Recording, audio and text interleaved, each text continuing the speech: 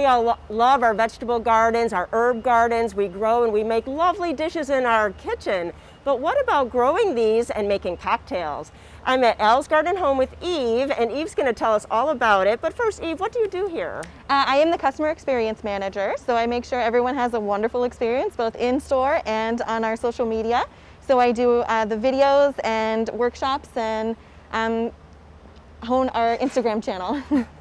Well, you know, I think this is a wonderful experience, and so tell us about some of these plants that we can use differently from our gardens. Sure, yeah. We'll start with the most common, which is mint. Pretty much everybody has a mint plant somewhere in their garden. Maybe it's grown a little more than they wanted it to. Then we also have basil, which is so wonderful, just that scent. And then pineapple sage is another really fun one. The scent actually is of pineapple and has these beautiful red flowers that hummingbirds actually love. Ooh. And then lavender, right? There's lavender festivals going on right now.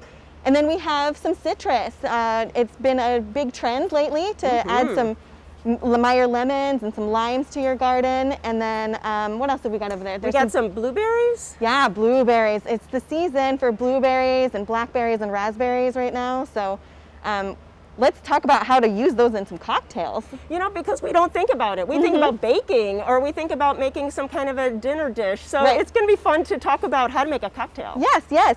So here at Al's, we actually are hosting a online class where we're teaching how to grow your own mojito. And there are some recipes to go along with it so that the novice will know how to do this correctly. But really, it's really very easy. You just go into your garden and find the mint for your mojito.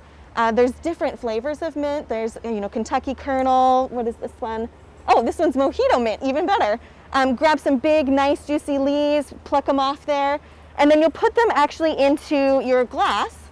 And when you drop them in there, you'll muddle it, and that means to kind of rough it up and push it down into the glass so it breaks up the leaves and it gives you that flavor. It actually releases the flavor of the mint.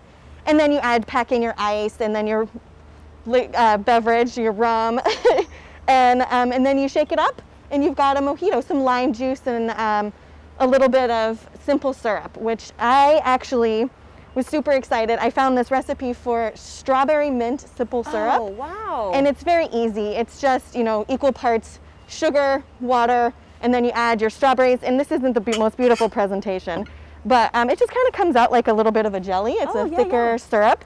Just add that in your cocktail, stir it up.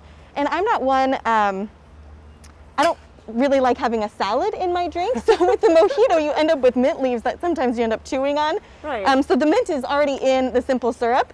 So that's just an easy add to your cocktail. And then you just strain out any of the leaves if you don't want it in there. Exactly, exactly. That makes it really easy. And really, you can do so many combinations, and you can really just get creative.